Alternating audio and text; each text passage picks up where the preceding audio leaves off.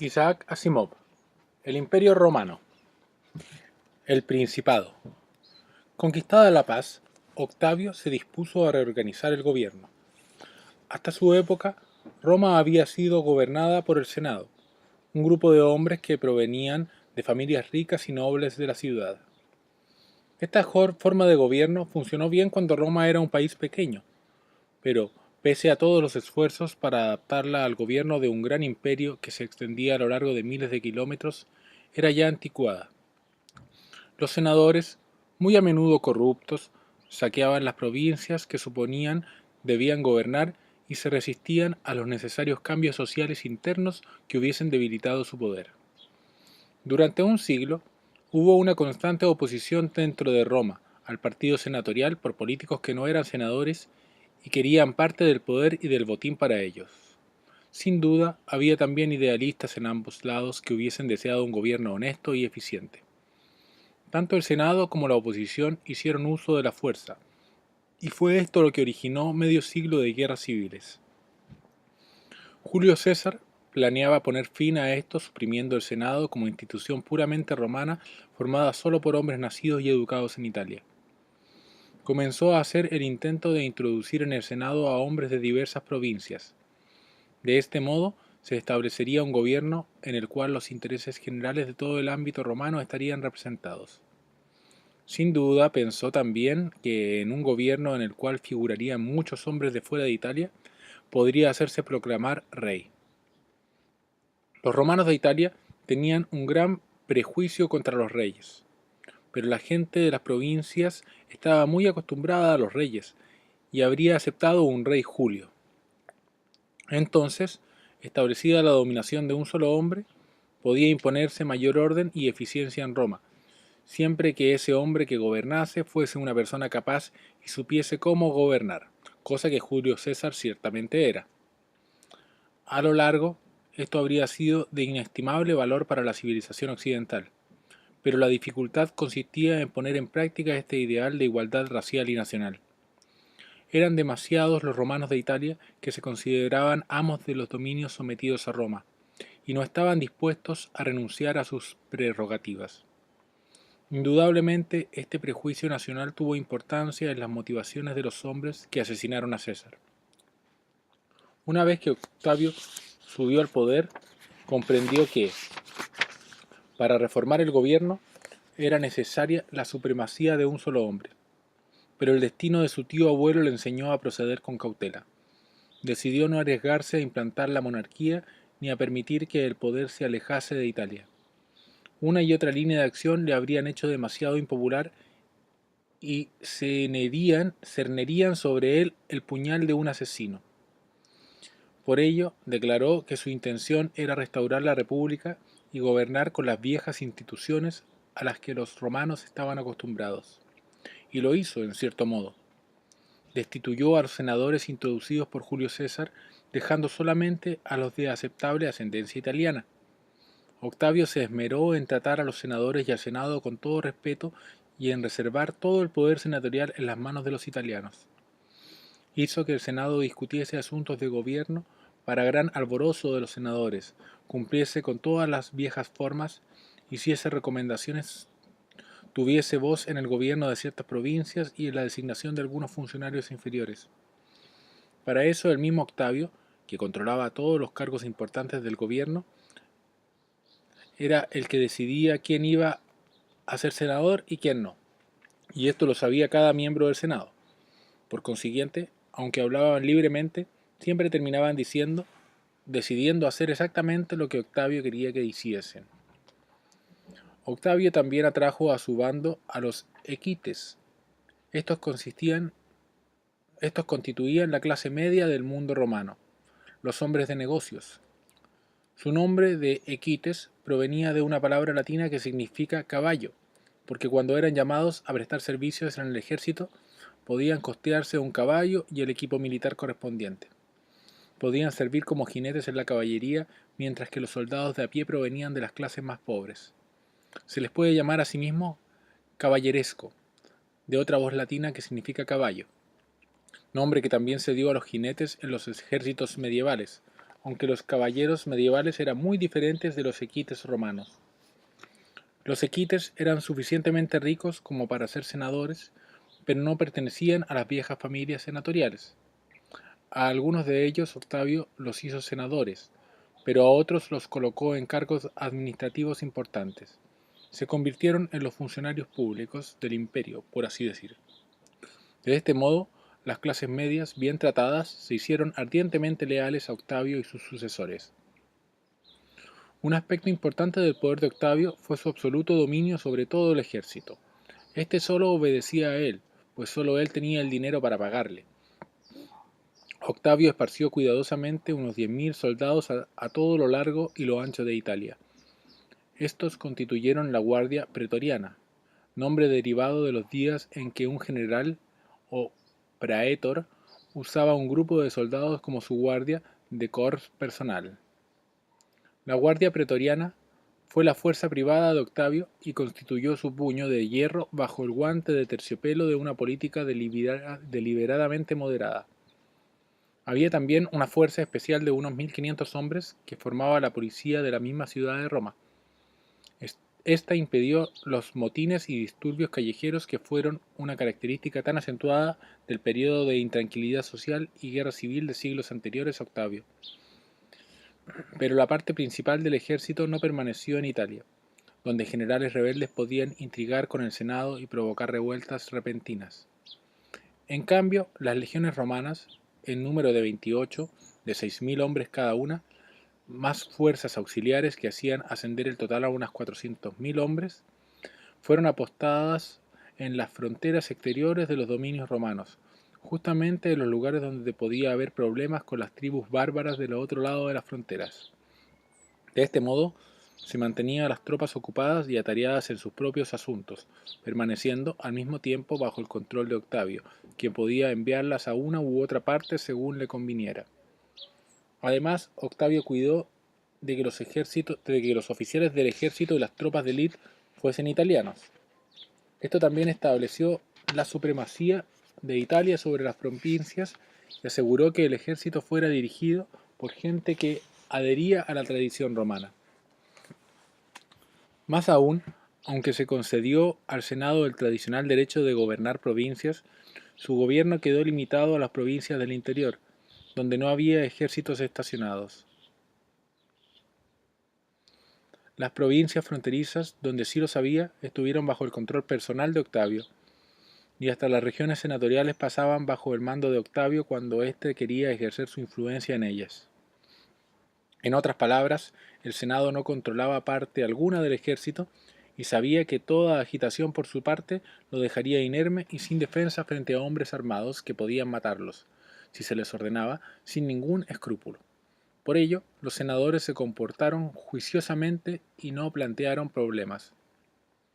Por cierto, en 27 AC, Octavio anunció que los peligros habían pasado, que la paz había sido restaurada, que todo estaba tranquilo y que, por lo tanto, renunciaba a todos sus poderes especiales, inclusive su control del ejército.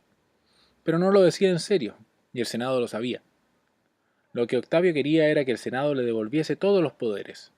Entonces los tendrían legalmente y nadie podría elevar contra él la acusación de ser un usurpador ilegal.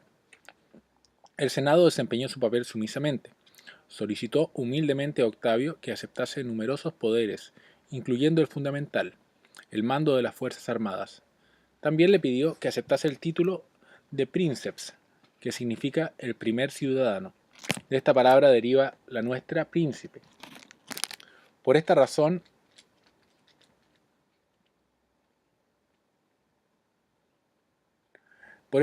el periodo de los 3 siglos de la historia romana que comenzó en el 27 AC, 726 AUC, es llamado a veces el Principado. Octavio también recibió ese año el título de Augusto, título que anteriormente solo se había dado a ciertos dioses. El título implicaba que la persona del dios así llamada era responsable por el aumento del bienestar del mundo. Octavio aceptó el título y en la historia es más conocido como Augusto. Por ende, así lo llamaré de aquí en adelante. Mientras tanto, el ejército lo consideró el imperator, que significa comandante o líder. Fue un título que había llevado desde una temprana victoria obtenida el 43 AC, durante los desórdenes que siguieron al asesinato de César. Esa palabra se ha convertido en emperador en el castellano moderno, por lo que Augusto es considerado el primero de los emperadores romanos y el ámbito que gobernó es llamado el Imperio Romano. Sin embargo, aunque el sobrino nieto de Julio César se había convertido en príncipe y emperador, y como Augusto en alguien casi divino, no se convirtió en rey. Pensó que esto no lo habrían tolerado los romanos, aunque tenía todos los poderes de un rey, y más aún, nunca usó el título. Le bastaba con serlo de hecho, en vez de proclamarse rey. Se hizo elegir cónsul, el cargo tradicional del poder ejecutivo romano, al que se era elegido por un año cada año. Puesto que los romanos siempre elegían 2 cónsules, Augusto hacía elegir a algún otro con él. En teoría, el otro cónsul tenía tanto poder como Augusto, pero en la realidad no era así, y sabía muy bien que no podía ni soñar con tenerlo. Posteriormente, Augusto renunció al consulado, dejándolo como medio de recompensar a diferentes senadores año tras año. En cambio, se hizo tribuno vitalicio, y arregló las cosas para que este cargo tuviese más poderes legislativos que el del cónsul. También se hizo nombrar Pontifex Maximus, o sumo sacerdote, y uno tras otro acumuló también otros cargos adicionales. Como resultado de esta acumulación de cargos, controló la dirección del gobierno mediante las viejas costumbres republicanas. Pocos romanos de la época percibían alguna diferencia práctica en el modo como era gobernados, excepto por el hecho de que ya no habían guerras civiles, lo cual, por supuesto, era un gran cambio positivo. Solamente los senadores, que soñaban con la época en que eran los verdaderos amos, y unos pocos intelectuales idealistas, sentían realmente la diferencia. A veces soñaban con la vieja república, que en sus recuerdos o en las lecturas históricas llegó a parecer mucho mejor de lo que realmente era, y cuando más se remontaban en el tiempo, tanto más noble les parecía en sus sueños. No fue solo el mando militar de Augusto y su autoridad oficial lo que mantuvo la paz en Roma bajo su gobierno. Estaba también el problema de las finanzas. La República Romana siempre tuvo un método muy ineficaz de recaudar el dinero necesario para uso del gobierno. Los impuestos recaudados a menudo iban a parar a los bolsillos de los recaudadores, y el gobierno debía recurrir al saqueo directo de las tierras conquistadas. Los ciudadanos romanos estaban libres de impuestos como recompensa por haber conquistado el mundo antiguo.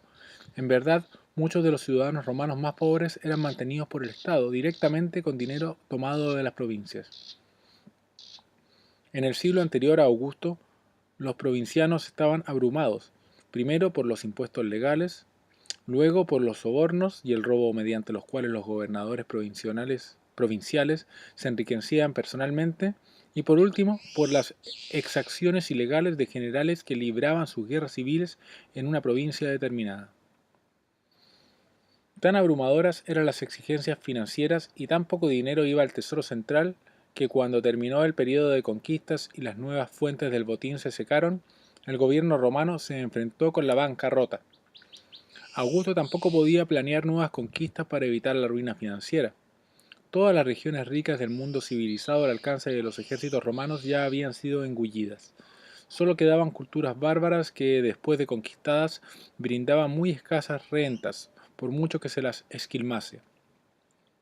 De continuar la vieja extorsión, Roma se hundiría inevitablemente en la anarquía. Entre otras cosas, no se podría pagar a los soldados, lo cual significaba que se rebelarían y Roma caería desgarrada en facciones contendientes, como había ocurrido con el imperio de Alejandro Magno 3 siglos antes. Por ello, Augusto hizo todo lo que pudo para imponer un sistema honesto. Se otorgó a los gobernadores provinciales un generoso sueldo, en el claro entendimiento de que toda tentativa de aumentar ese sueldo mediante el soborno sería castigada rápida y severamente. Ante los sobornos, sabía que el Senado haría la vista gorda con ellos, porque cada senador había hecho lo mismo en su momento o pensaba hacerlo en la primera oportunidad. Mas el emperador no tenía necesidad alguna de sobornos, pues ya era el hombre más rico del imperio. En verdad, Cada moneda robada por un funcionario corrupto era dinero que se birlaba al tesoro del emperador, por lo que no cabía esperar que Augusto mostrase ninguna clemencia. Además, Augusto trató de introducir reformas en el sistema de impuestos para que un porcentaje mayor del dinero recaudado fuese a parar al tesoro y una parte menor al bolsillo de los recaudadores. Innovaciones como estas mantuvieron tranquilas y razonablemente felices a las provincias. Podían lamentar la pérdida del poder político que parecían a punto de alcanzar con Julio César, pero tampoco la aristocracia romana tenía ningún poder político realmente. Y por último, las provincias podían abrigar la esperanza de gozar de un gobierno razonablemente honesto y eficiente, lo cual era más de lo que nunca habían tenido antes, ni siquiera bajo sus propios reyes. Pero pese la reforma fiscal y el freno a la corrupción, los ingresos del imperio aún no satisfacían todas sus necesidades y gastos, en particular porque Augusto estaba empeñado en un enorme programa de embellecimiento de la ciudad. Se le atribuye la afirmación de que la encontró de ladrillo y la dejó de mármol, de crear una brigada de bomberos, de extender los caminos por todo el imperio, etc. Aunque utilizó las necesidades financieras del imperio como otro modo de consolidar su dominación. Cuando derrotó a Antonio y Cleopatra, se apoderó de Egipto, no meramente como provincia romana, sino como su propiedad privada. A ningún senador se le permitía siquiera entrar en Egipto sin un permiso especial. Egipto era por entonces la región más rica del mundo mediterráneo. Gracias a las inundaciones anuales del Nilo, su agricultura nunca sufría daños y sus cosechas eran enormes, de modo que sirvió de granero o proveedor de alimentos a Italia. Todos los impuestos cobrados a los sufridos campesinos egipcios iban al tesoro personal de Augusto. Lo mismo sucedía con gran cantidad de otros dineros obtenidos mediante diversos recursos legales. Muchos hombres ricos legaban a Augusto parte de sus patrimonios, sea en gratitud por la paz que había impuesto, sea quizá como soborno para que sus herederos pudiesen disfrutar del resto sin problemas. Augusto, por tanto, podía adelantar dinero de su propia bolsa para satisfacer muchas de las necesidades del imperio. El lector podría pensar que hubiese sido más sencillo que el dinero fuese directamente al Estado, pero el razonamiento de Augusto era que si el dinero llegaba al Estado por el emperador, éste podía no darlo como forma de castigo, o ganarse la gratitud de todos si lo daba.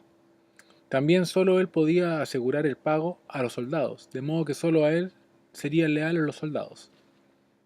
Augusto trató de fortalecer la posición de Italia tanto mediante una legislación social como mediante una legislación política.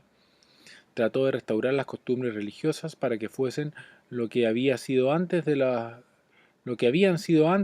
que los más coloridos y espectaculares cultos del este antes de que los más coloridos y espectaculares cultos del este invadieran Roma. Esos cultos fueron llevados por los esclavos del Oriente conquistado, puesto que la costumbre romana permitía que esos esclavos se liberasen en ciertas condiciones. Los libertos, no romanos, con los derechos de los hombres libres, pero a menudo sin las tradiciones romanas, estaban aumentando de número en Italia. Augusto no quería que la antigua población italiana fuese anegada, y sus reformas menos admirables fueron aquellas mediante las cuales trató de restringir la liberación de esclavos. De esta manera, durante 45 años, después de conquistar el poder, Augusto gobernó Roma en la prosperidad y al menos internamente en la paz. No hay ninguna duda de que las reformas de Augusto señalaron un giro importante en la historia. Si no hubiese sido tan sabio como fue o no hubiese vivido tanto tiempo, Roma habría continuado con las guerras civiles y tal vez en unas pocas generaciones más se habría desmembrado en fragmentos en decadencia. Tales como ocurrieron las cosas, el mundo romano permaneció fuerte e intacto durante 4 siglos. Fue tiempo suficiente para que la cultura romana se asentara sobre gran parte de Europa, tan firmemente que ni siquiera los desastres que siguieron pudieron borrarla. Nosotros mismos somos herederos de esa cultura. Debe recordarse también que el cristianismo, la principal religión del mundo occidental, evolucionó bajo el imperio y no se habría expandido y desarrollado como lo hizo si un vasto dominio unido no hubiese permitido a sus primeros misioneros viajar libremente por muchas provincias populosas. Aún hoy, la Iglesia Católica conserva mucho de la atmósfera y del lenguaje del Imperio Romano.